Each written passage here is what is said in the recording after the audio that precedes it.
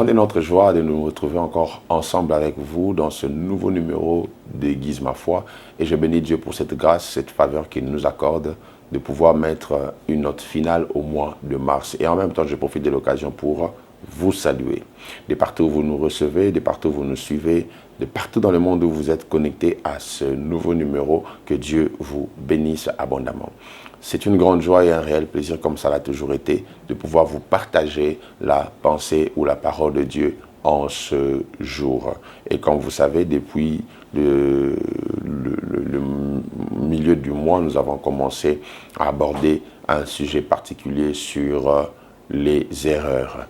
Dieu, oui, par sa grâce, nous donne la possibilité d'apprendre de certaines erreurs, mais la répétition d'une erreur n'en fait plus une. Donc, Dieu veut nous voir vaincre ce cycle de répétition d'erreurs que la Bible, par la bouche de l'apôtre Jean, appelle même esprit d'erreur.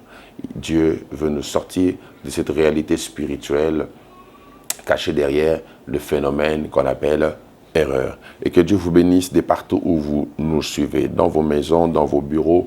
Vous avez pris de votre temps, vous prenez toujours de votre temps pour suivre nos émissions, nos différents numéros.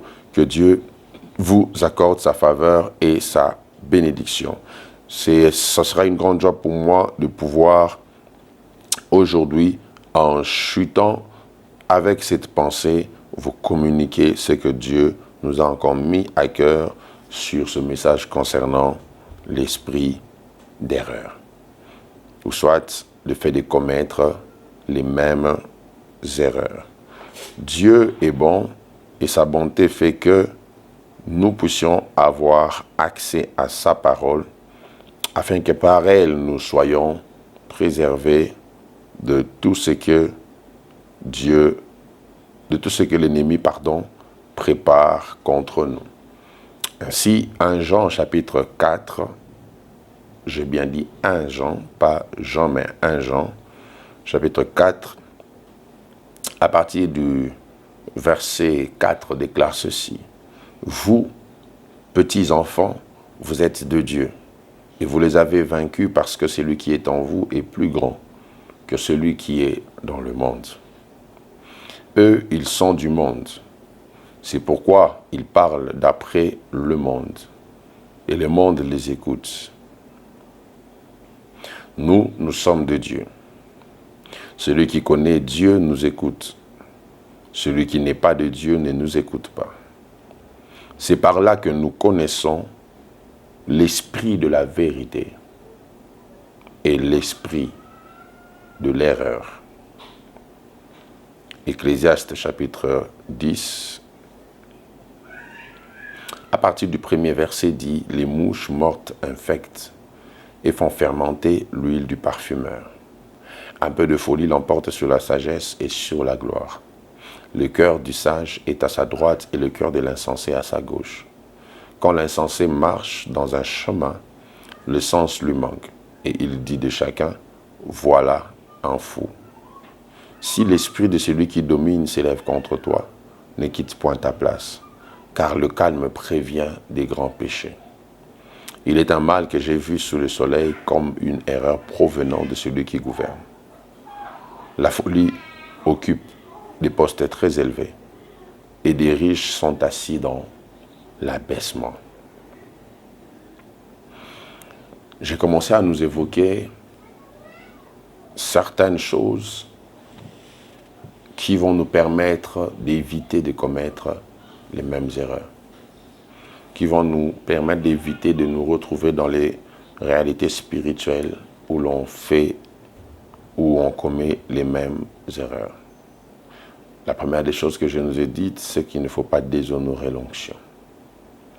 Quand vous prenez la peine de déshonorer une onction, alors vous attirez ou vous activez l'esprit d'erreur. La deuxième des choses que je nous ai dites, que j'aimerais nous redire, pour ne pas commettre les mêmes erreurs, il faut arrêter d'être médiocre. La médiocrité vous ferme les portes. La médiocrité vous empêche de demeurer dans la classe ou la sphère des grands. Troisième chose que j'aimerais mentionner aujourd'hui, pour ne pas commettre les mêmes erreurs, Ne blaguez pas avec vos relations. Ne blaguez jamais avec vos relations. Dans la méthode de Dieu pour bénir les hommes, Dieu passe par la connexion ou les relations. Dès le commencement, on voit un Dieu qui, à cause de sa relation, a fait toutes choses. Dieu, pour créer à un certain moment, a parlé à la terre, pour que la terre produise les arbres. Dieu a parlé aux eaux pour que les eaux sortent les poissons. Dieu montre qu'il est un Dieu des relations. Et les relations sont mystérieuses. Elles sont puissantes. Elles sont une méthode divine utilisée pour bénir les hommes. Ainsi, celui qui badine avec les relations, badine avec sa propre destinée. Les relations, frères et sœurs, font partie de la méthode de Dieu pour accélérer le processus de bénédiction dans une vie. Lorsque Dieu veut bénir un homme, Dieu accélère les relations dans sa vie. Et quand Dieu veut t'emmener loin, il te donne des relations stratégiques, à des moments stratégiques, pour que tu aies des rendements ou des résultats stratégiques. Et le chemin le plus facile pour Dieu même de rendre un homme riche, c'est par la voie des relations. Je l'ai dit une fois, j'aimerais le redire, les types de difficultés que tu as révèlent les types de relations que tu manques. Si tu as des difficultés à avoir certaines choses, tu révèles simplement le type de personnes avec qui tu n'es pas connecté. Parce que pour avoir certaines choses, il faut nécessairement avoir des relations. Dieu parle à Abraham seul pour qu'il quitte son pays, sa patrie, la maison de son père. Mais Abraham ne part pas seul. Les relations. Il part avec Lot, il part avec Sarah. Abraham est parti avec ces deux personnes. Et Lot était un homme inspiré. Il n'avait pas une promesse de Dieu, mais il s'est accroché à quelqu'un qui avait une promesse de Dieu. Même chose avec un homme au nom de Saül. Saül, Dieu le cherchait. Mais Dieu n'est pas venu dans la maison de Saül pour dire « Saül, je te veux ». Dieu a fait perdre les ânesses pour qu'on puisse lui déplacer avec un serviteur particulier de son père qui avait l'information sur la présence de Samuel pour que Saül rencontre l'homme à qui Dieu avait déjà parlé. Vous voyez ici que Dieu a parlé à un homme sur un homme à qui il n'a pas parlé de lui-même. Et Dieu a utilisé un autre homme qui connaissait l'homme à qui il avait parlé de cet homme. Et c'est là que Saül s'est retrouvé chez Samuel.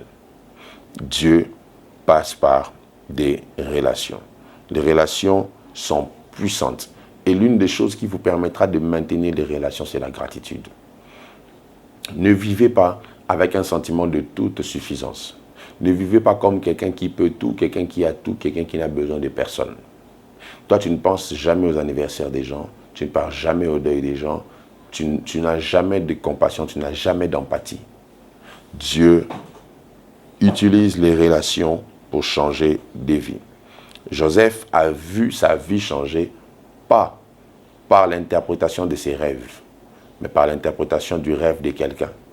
Si tu as des grands rêves, sache que l'accomplissement de tes grands rêves pourra passer par l'interprétation des rêves des autres, qui ont peut-être des rêves moins grands que le tien, mais leurs rêves sont des clés pour que tes grands rêves s'accomplissent. Et c'est très facile de prospérer quand vous êtes connecté, quand vous êtes en relation. Il y a des gens autour de vous, j'ai déjà vu ça plusieurs fois dans ma vie et j'en vois chaque jour. Des gens qui ne sont pas riches, et qui ne sont pas, très intelligents, ils n'ont pas des gros diplômes, mais qui touchent des millions tous les jours. À cause de quoi? Des relations. Avec tes gros diplômes, si tu n'as pas l'intelligence relationnelle, alors tu ne sauras pas du tout prospérer face à quelqu'un qui n'a pas des gros diplômes comme toi, mais qui sait utiliser les relations. Qui sait utiliser les relations. Quand tu as l'occasion de connaître les gens dans toutes les sphères de la société, saisis les occasions.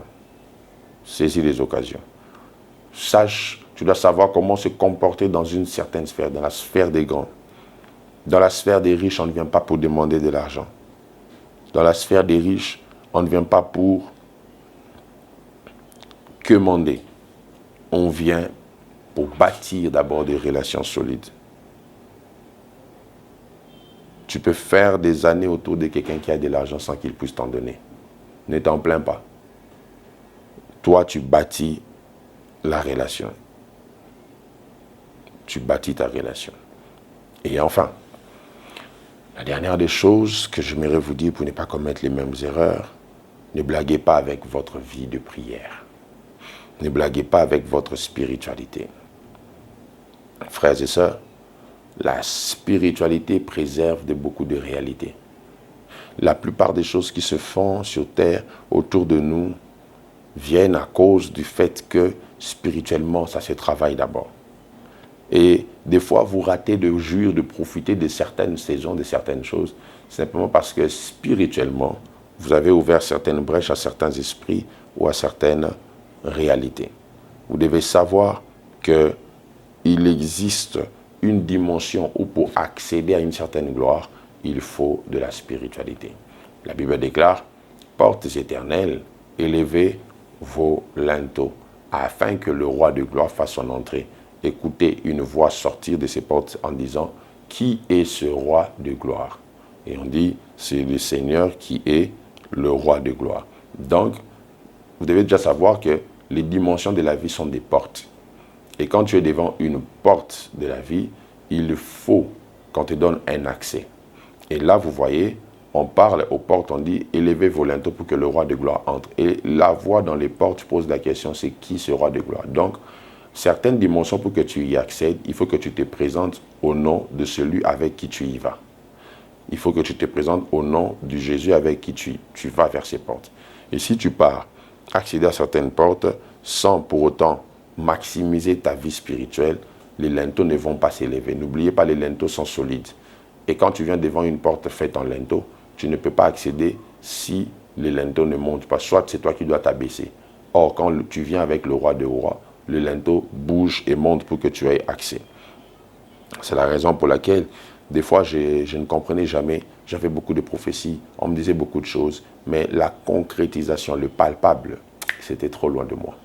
Quand je me suis rendu compte que le problème, c'était des énergies négatives que l'on relâchait pour empêcher l'accomplissement de ce que Dieu disait sur moi, j'ai commencé à prendre ces choses au sérieux, à prier pour ça, jusqu'à voir l'accomplissement et la manifestation de certaines choses. Et je prie dans le nom de Jésus pour quelqu'un qui me suit. Tu portes des grandes promesses. Dieu t'avait dit que 2024 était ton année. On est déjà en 2026. Tu n'as pas vu tout ce que tu devais voir. Tu t'es dit, tu t'es consolé au nom du temps de Dieu, au nom de la volonté de Dieu. J'aimerais aujourd'hui te révolter pour te dire, ce n'est ni la volonté de Dieu, ni question du temps de Dieu, c'est qu'il y a certaines choses que tu n'avais pas eu à faire. Je vais finir en disant ceci, Israël devait quitter l'Égypte après 400 ans, mais ils ont quitté après 430 ans, à cause d'une brèche spirituelle qu'ils n'avaient pas encore dressée. Parce que Dieu, pour qu'il descende, il est allé descendre à Madian, où Moïse était parti. Et à Madian, il y avait Jéthro, Jéthro qui était un sacrificateur. Là où il y a un sacrificateur, il y a un autel. Là où il y a un autel, Dieu trouve un aéroport. Donc Dieu ne pouvait jamais descendre en Égypte parce qu'il n'y avait pas d'autel de l'Éternel en Égypte. C'est la raison pour laquelle il a dit à Moïse, je te fais Dieu pour Pharaon. Moi, je ne peux pas entrer là-bas parce qu'Israël n'avait jamais fait d'autel pour Dieu en Égypte. Israël n'avait jamais pris cet aspect de leur spiritualité en compte quand ils étaient en Égypte. Le jour où ils ont bâti l'autel du sang, quand ils ont tué l'agneau, Dieu était passé et ils sont sortis. Que Dieu te donne la capacité de prendre au sérieux ta vie spirituelle et d'en voir des résultats. Au nom de Jésus que nous avons ainsi prié. Amen.